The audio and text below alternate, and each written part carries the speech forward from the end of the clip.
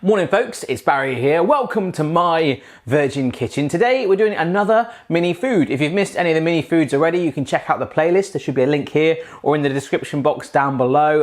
Loads of you have asked for a mini fish and chips, that good old seaside classic, and I'm going to try and help make your mini dreams come true today. Without further ado, got all the tools here. Let's get cracking. It is fair to say, folks, we're building up quite the stash of mini food utensils. Many of these things, including these cocktail sticks, randomly, have been sent in by you guys, so thank you very much for that. As always, the rules are very simple. We must fit the food on this teddy bear plate, the rip-off Winnie the Pooh plate. The first ingredient is the humble baby potato. We've got ourselves a scalpel knife here. All I'm going to do is start to turn this baby potato into chips.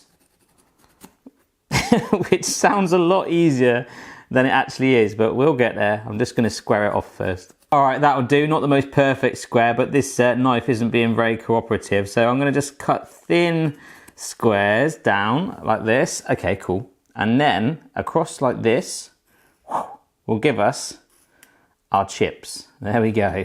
I'm going to put these chips to one side. I have patted them dry as well to get rid of any starch. Good times. This is a pack from some fish mix, okay? The smallest amount of fish I could get, so I do have fish for tea tonight. Randomly, within this little pack, I found this little piece of fish, which I don't even need to cut to size. It's kind of like the runt of the litter, so that's perfect. We need to make our beer batter next. Oh my gosh, it's not even 9 o'clock in the morning and I'm drinking beer. I feel like I want a stag do that. Okay, I had to do that just so that it won't spill when I pour into this shot glass. Just a little bit of beer there. Yes, about half full. That's perfect. And, you know, if it's past midday, maybe I'd have some more, but that's enough for now. Okay, so what I'm doing is adding 1/8 of a teaspoon at a time of plain flour into our beer to make our beer batter. So it's gonna need a bit more than that. All right, do you know what, guys? I actually ended up adding 1/8 of a teaspoon, so I should have just used 1 teaspoon. Anyhow, let's mix this together. What shall I use? Yes, let's go for this toenail thing. So we're just gonna push the flour into the beer. You can see that sort of foamy look it's getting on there. That happens normally. We just wanna thicken this up so it'll coat our fish when we dunk it in there. Oh, there we go. Get a bit of a mix on now. I think it's quite thick, but just to make sure, and to make it worthwhile using the 1/8 of a teaspoon, I'm going to add one more in there, mixing it all through, and that should coat our fish amazingly. For mushy peas, this is just a teeny weeny speck of boiling water from my kettle. You can see it's starting to steam up the glass a little bit. I'm going to plonk my peas in there, which should cook it. And this mint, this is a sprig of mint right here, literally 1 leaf. I think these are sort of like a thing to cut off scabby bits on your feet again. I'm just gonna like cut teeny weeny pieces of mint and just, yeah, like just put it in like that. Wow, they really are teeny bits going in there. So I'm not gonna need all the leaf, you know, waste not, want not, all that stuff, maybe about half of it. So we'll just get through this.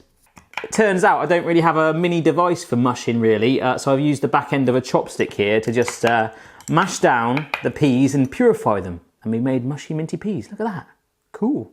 Let's turn that down a little bit. Right folks, this is the bit I'm most scared of, okay? And on the complete off chance that you are trying this at home, be very, very careful. We're gonna fry both the chips and the fish in here separately. I would normally oven bake my chips, but this just seems like too good an opportunity. So we'll start by grabbing a chip with the tweezers. I wonder if these tweezers ever thought, yeah, I'm gonna be on YouTube videos and stuff. Here we go, let's put it in the oil.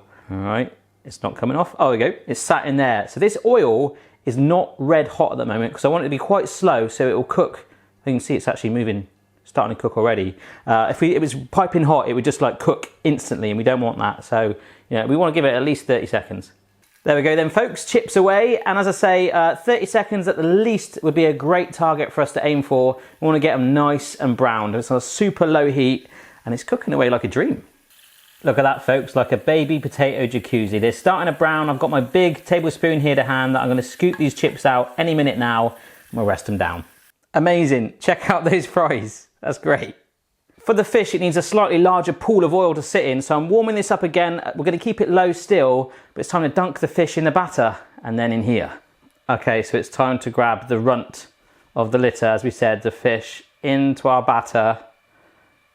Is it coming out? Yes. Let's get it in the pan. That looks weird. In it goes, folks. It's cooking away. The batter has clinged onto the fish in true fish and chip style. The beer sort of carbonates it to make bubbles, so it should have that awesome fish and chip shop effect. Look at that. It's starting to spit a little bit, so I've turned the heat right down. The actual shape of it looks like a fish, an actual fish in there. Anyhow, all we're trying to do now is get that nice brown colour. Look at that battered fish, folks. I'm not sure where to place it, no fish pun intended, so let's just serve it up straight away. All right, so our rip-off Winnie the Pooh plate is ready. I've got to say, folks, I absolutely love doing these mini foods. I do find them quite a challenge, but let's get the chips down.